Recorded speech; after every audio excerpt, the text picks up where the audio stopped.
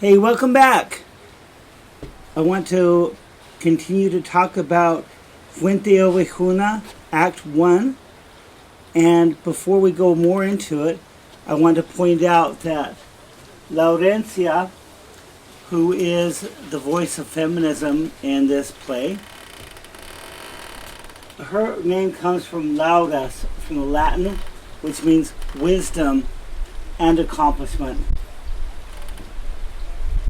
Her boyfriend, frondoso, means in Spanish leafy, which is a symbol for fertility. And then I want to go to Paul, 1 Corinthians, because we just heard Frondoso and his friends arguing about what love is.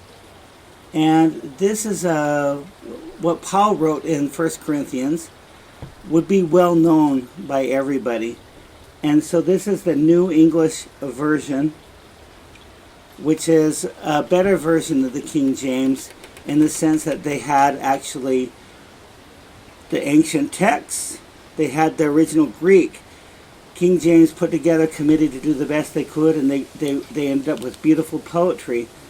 But in 1 Corinthians chapter 13, that was authored by Paul, and Paul wrote most of the new, what Christians call the New Testament. It was translated, instead of love, they translated as charity. So I want to give you this version. If I speak in the tongues of men, so this is 1 Corinthians chapter 13, verses 1 through part of 8. If I speak in the tongues of men or of angels, but do not have love, I am only a resounding gong or a clanging cymbal, a discordant cymbal. If I have the gift of prophecy and can fathom all mysteries and all knowledge, and if I have a faith that can move mountains, but do not have love, I am nothing.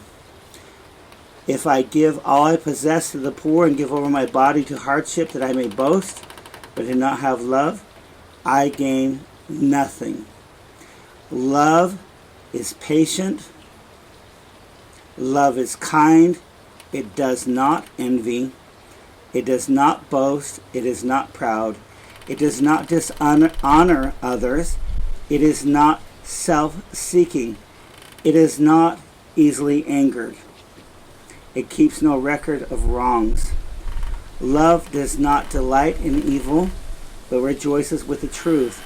It always protects, always trusts, always hopes, always perseveres.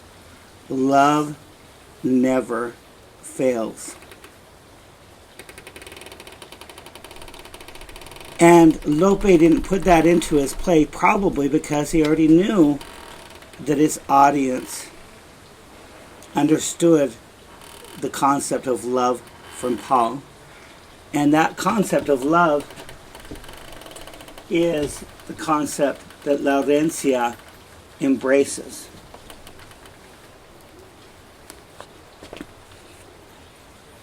So after this debate about what love is and whether or not it exists, we have Flowers, who is the commander's pimp, come in and say, God keep you, good folk, as you were, because they had either bowed down or they had stood up at attention, as you were. And Pasquale says, so the retainer sent to talk for the commander. She's being snide, so his lackey is being sent here. And Laurencia says, Chicken hawk? What does a chicken hawk do but sweep down and take away chicks to eat them? Chicken hawk, what brings you here today, sir? And Flores is like, with his big bloody cross on him, you see this uniform, don't you? And Laurencia says, so then Fernand's coming back?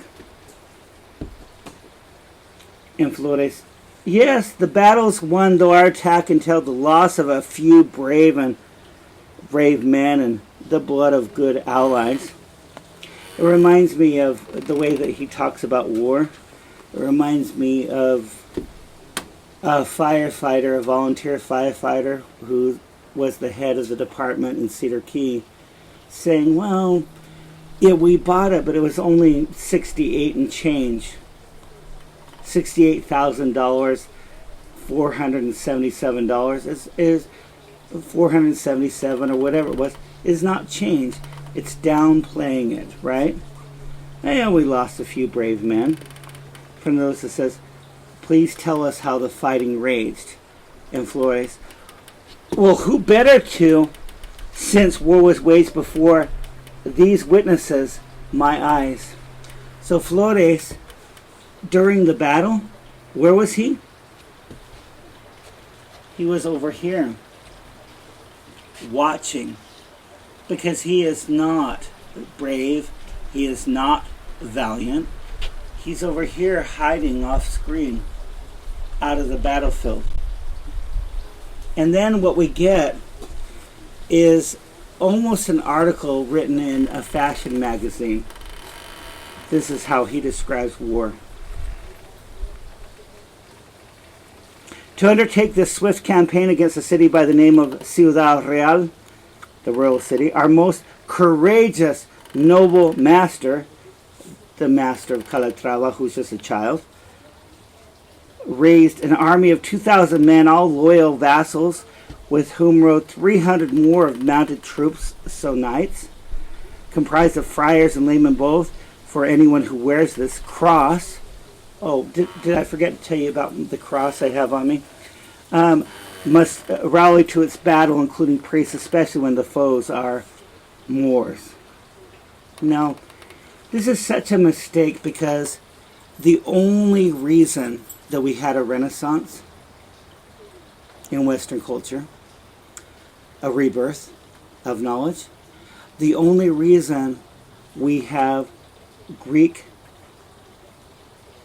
tragedies and Greek comedies, Greek plays, is because Muslims kept that knowledge when Christians took power in the Empire of Rome and tried to burn everything down. They lost knowledge. It was Muslims who brought the knowledge back and created the Renaissance for our Western culture.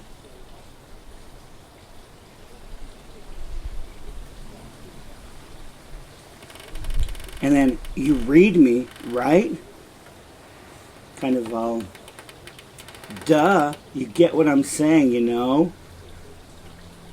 Thus did the gallant youth, so the child who's the head of this, ride forth, and then here we get the fashion statements, bedecked in an embroidered coat of green with golden monograms.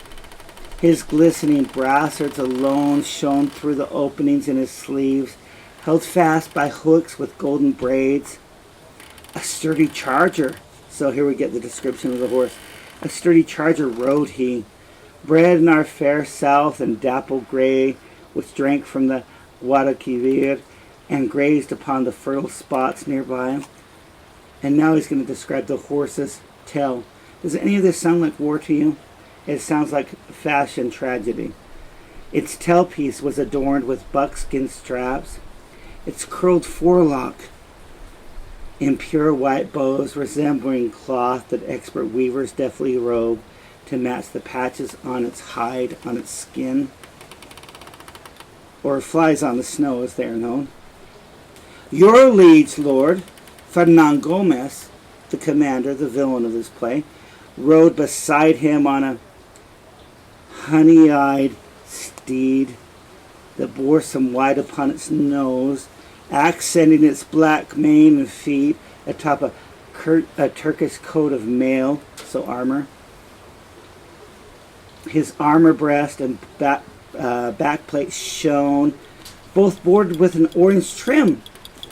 Don't forget, when you're talking about a battle, we have to know how everybody was dressed, right? Well, there was some orange trim, relucent with pearls set in gold, and from his burnished helmet waved a crown of plumes, So a crown of plumes, feathers on top of his helmet that seemed to stretch an orange blossom whiteness down to meet his orange vestment's edge. Well, so what we know so far about this battle that took place is that everybody was well dressed, even the horses. A red and white brace held his lance in readiness, although this bore more likeness to a huge ash tree to petrify Granada's Moors. And so the city took up arms in affirmation of the stance that it obeyed the rightful crown. So they took up arms because they were obeying the rightful king and would defend its king and lands. The master mounted an attack, and after fierce resistance, they decreed that all who wagged their tongues, anybody who had talked against his honor, be prepared to die beheaded for their crime, while those who rallied round the flag among the simple city folk, they were only flogged in public, bound and gagged. There in the city he abides as well loved as he is feared. Now, if my marker would work,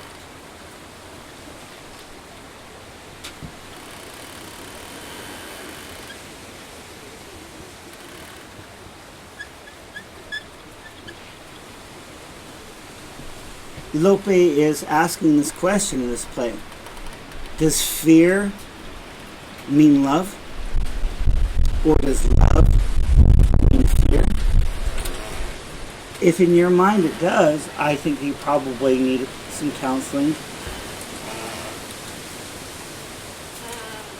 I have loved my wives that I've had.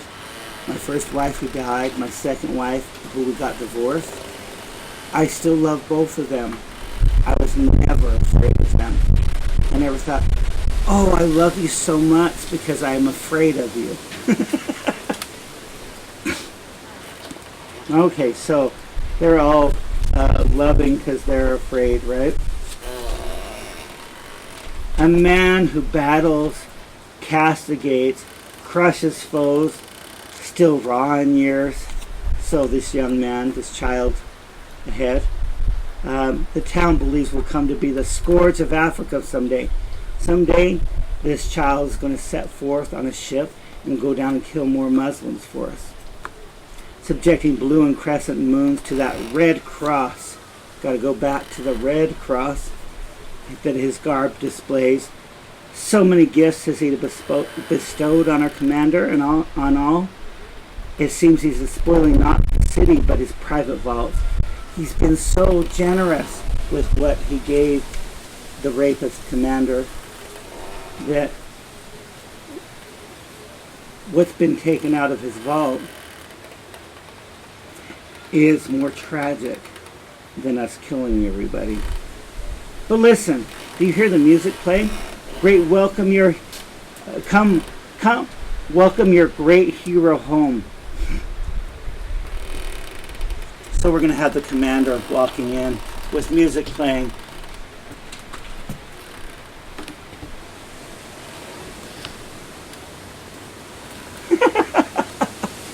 Right, because people play music for you, that makes you a great leader. Just think about how Hail to the Chief has been played over the past 4 years during the Donald Trump administration. Did that make him a great leader? So the musicians are singing, all hail, victorious commander, thy bold deeds be praised. Thou hast slain our foes and left our rebel cities razed, meaning completely torn down. Long life to thy Guzmans and to our masters proud Hurons. In time of peace thy speech is couched in calm and measured tones. We'll see how calm and measured his tones are shortly here. Though thou wouldst battle Moors, courageous as an oak is strong. Do you remember who compared herself to an oak?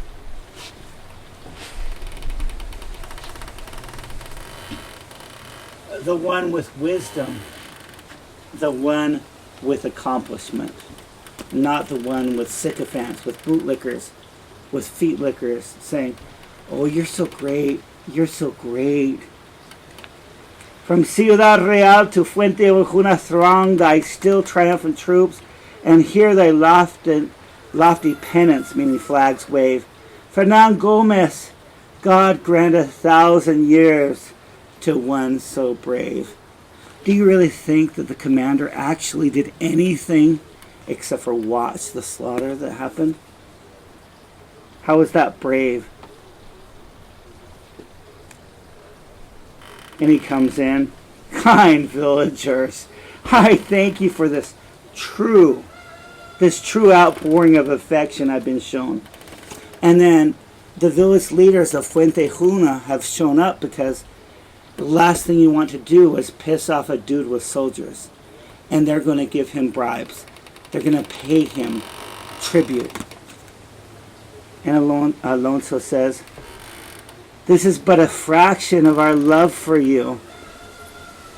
And his cohort, who's a leader of the town, says, "Fuente Ovejuna deems your presence here an honor, and our own town council begs you to accept what seems no doubt it's just a paltry offering conveyed by cart to one the village so esteems and tendered in goodwill mid poles arrayed. Ribbons, though the gifts themselves be small. To start, glazed earthenware our potters have made." So they're giving up everything that supports the people. Food, craft, industry. So that Guzman, the commander, won't turn on them. Next, an entire stock of geese. What would it be? See all their heads protruding through the mesh to voice their praise for your valor with their cackling call? I don't know. I've had to capture some roosters because there can be too many. And when they stick their heads up out of the cage and they're making noises, I don't think, "Oh, they're praising me." And also we have 10 salted hogs, each specimen more choice.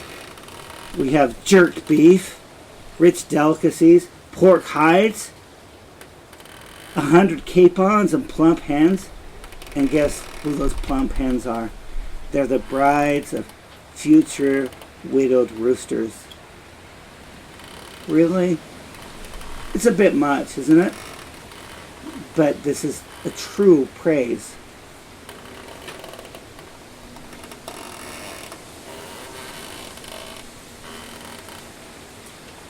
And then later in verse 568, "May I be so bold," 569, "as to suggest these skins bear such wine that poor bare soldiers scarce would mind the cold as they patrolled outdoors if they could line their stomachs with this, steelier than steel."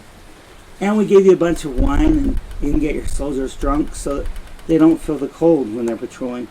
For wine can cause the dullest blades to shine. I'll skip the savories and the cheese. You'll feel most tempted by that, except to say it's right that we should pay you tribute for our will and wish your household hearty appetite. So basically, the town leaders have just bankrupted the town.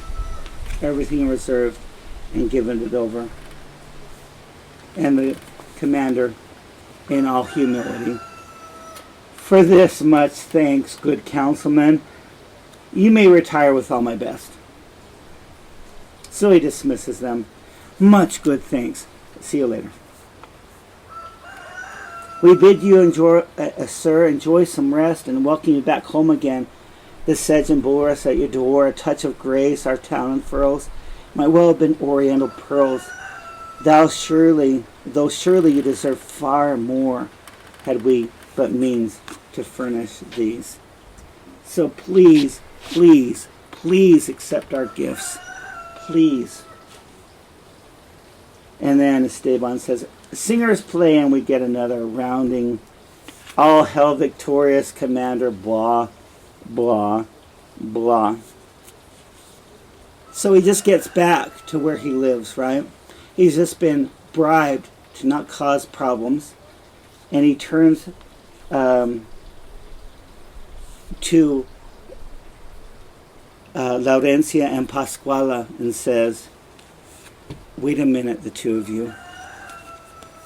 So, he just had a victorious battle. And he's had a conquest. Hey, you two right there.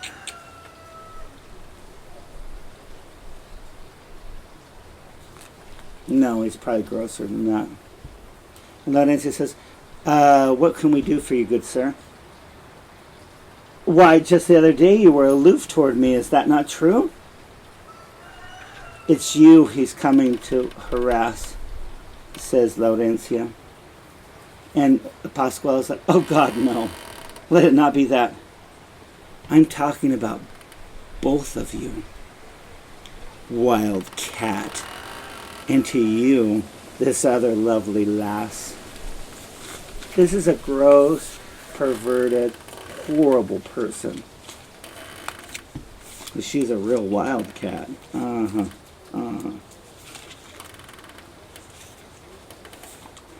And then he looks at both of them and says, for aren't you mine? I own you. And so if I tell you to wait, you wait.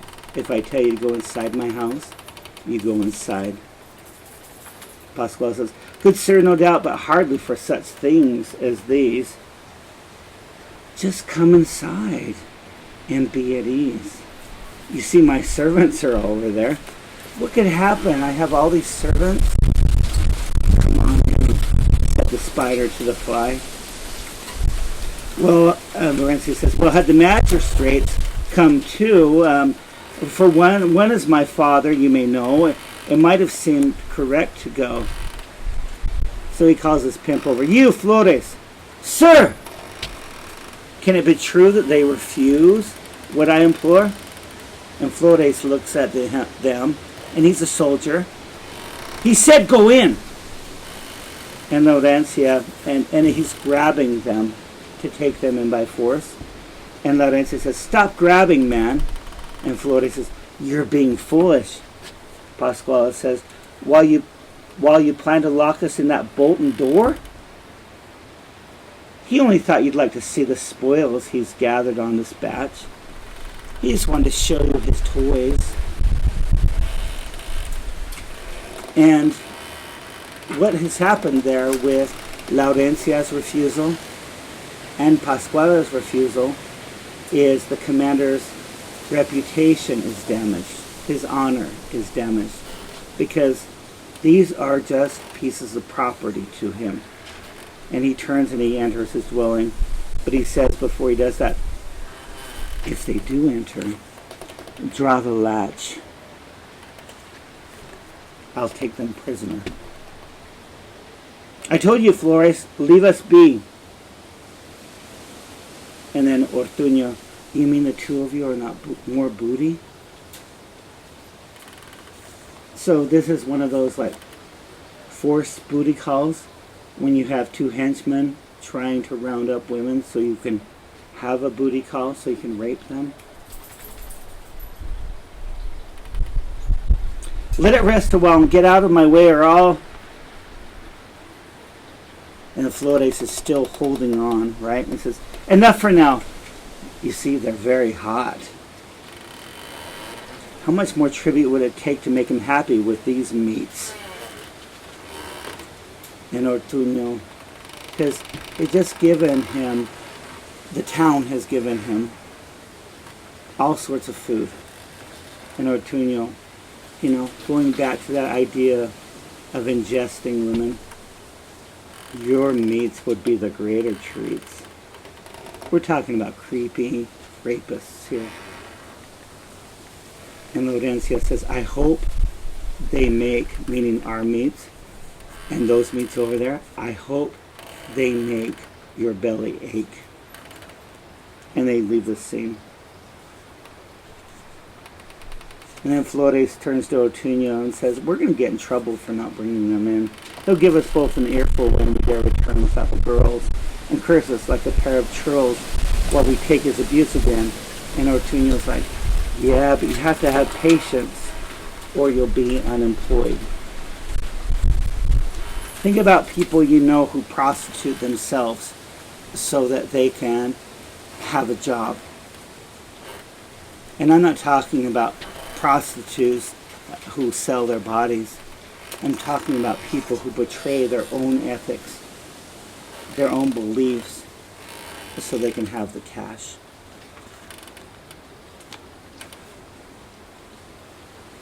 So then we have a scene with the Catholic kings, they call them, Isabel and Ferdinand, and they're being asked for help from the city that just got attacked by the commander, and the crown decides to send troops. So we have interpersonal conflicts here. We have regional conflicts. All of these places considered themselves a country, all of these kings and queens. And like I say, this takes place during the reconquest of Spain. And so the Catholic kings, meaning the queen and the king, they're going to send some troops and help people out. Next scene, Laurencia is out with Frondoso. I remember the last time that they talked, they were talking about what does love really mean. And Laurencia has the laundry, and she's taken that laundry out there so she can be alone with him. And so it's kind of nice, and they're flirting with each other, although Frondoso would like Laurencia to tell him, look, let's get married. And she's still waiting for him to prove himself. And so Laurencia says, I had to leave the wash half wet, Frondoso, just to keep the town from gossiping. The villagers are whispering about how you persist. They know I've caught your eye, and you have mine. She likes Frondoso. She does not want to have the gossip going on in the town. She goes on to say that the town is saying that we two are already one.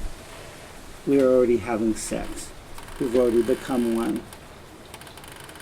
They all await the blessed day when the sacristan will leave the church organ long enough to carry out our banns. And ban, B-A-N-N, means wedding announcements. So the whole town's waiting for a wedding because she is holding out for the wedding.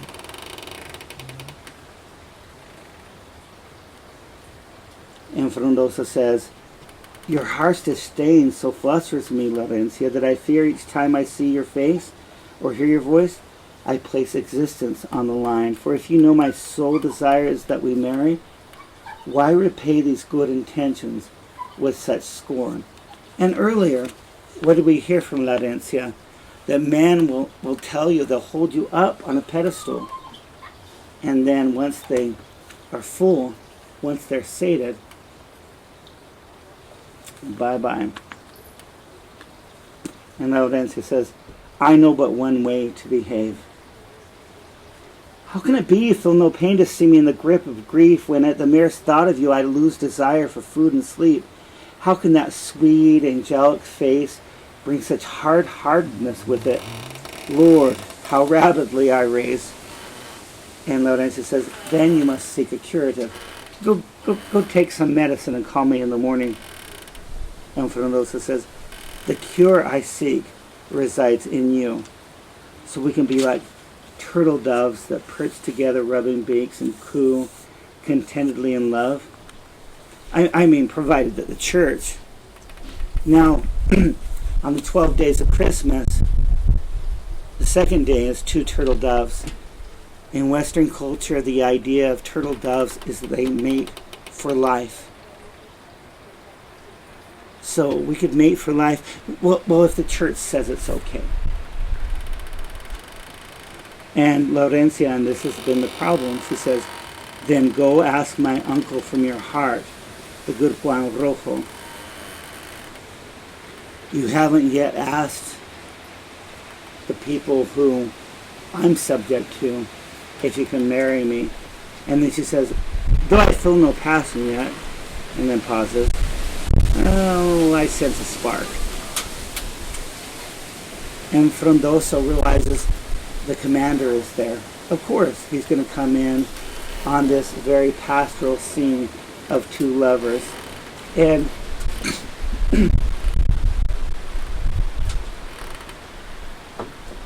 the commander is going to command. He's going to give commandments.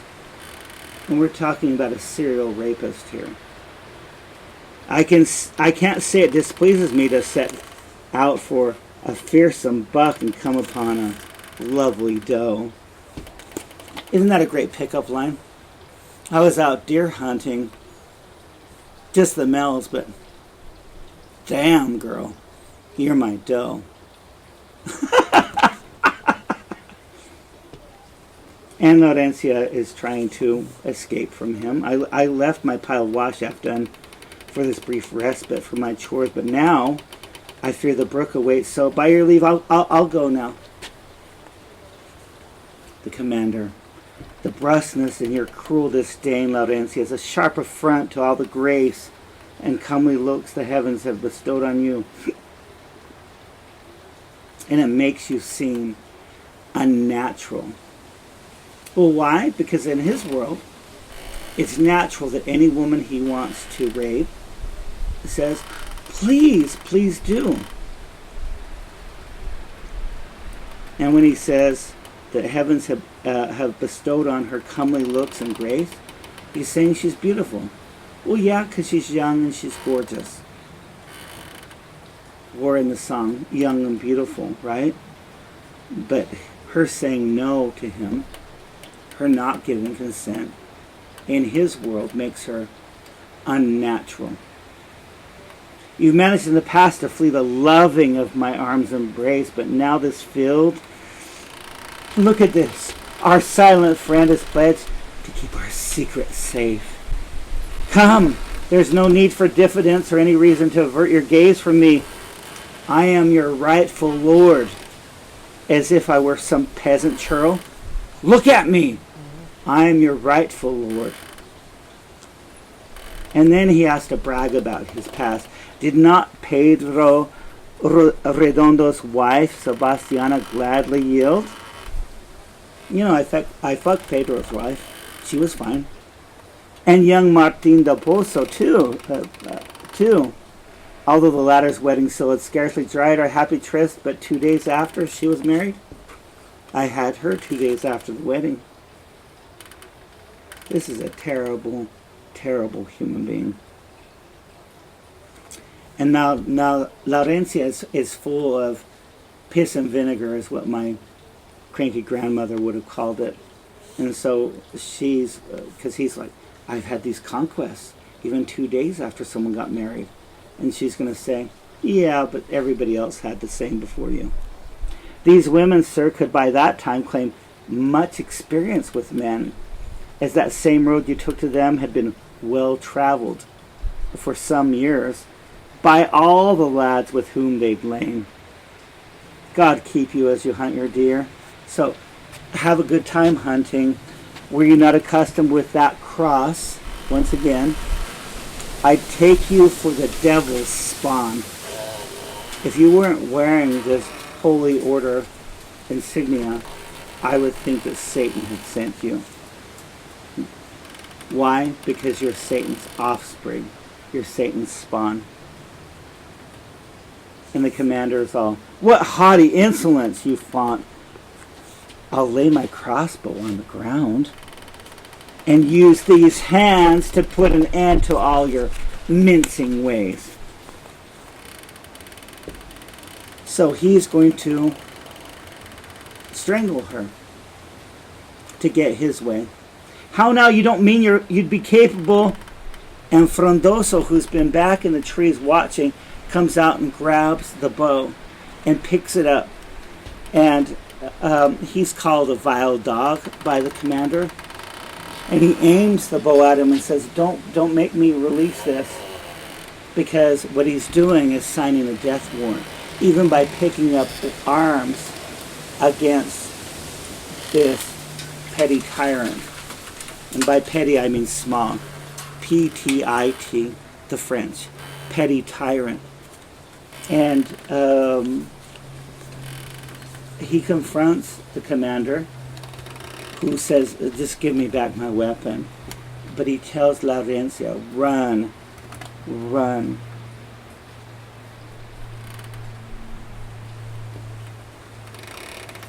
And once she's run, the commander says to Frondoso, she's gone, give me the crossbow up, you thieving, treacherous, peasant, rogue. Give it here, I said. And why would I do that? So you could take my life? Remember, sir, that love is death. Going back to, what is love?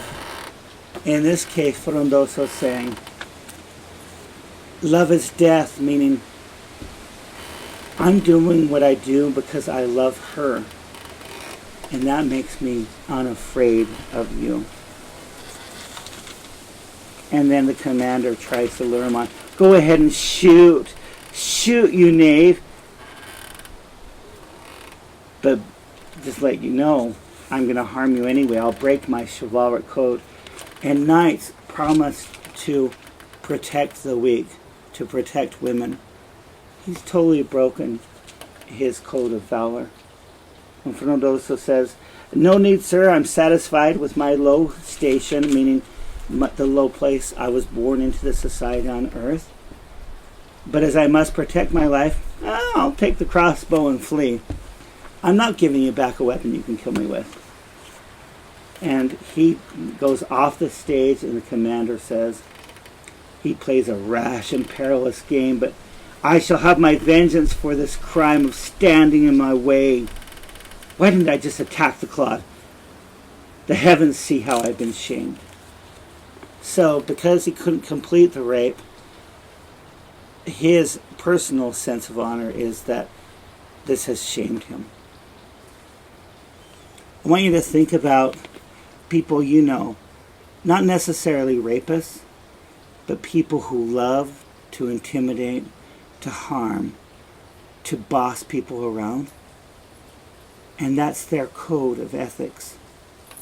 These are people one needs to be aware of. Beware. Not just aware, but be wary of. Because these are people who will act out and harm us. I also want you to take a moment and think about, if you love somebody, wouldn't you try to protect them? I'll see you next time for Act 2. Thank you.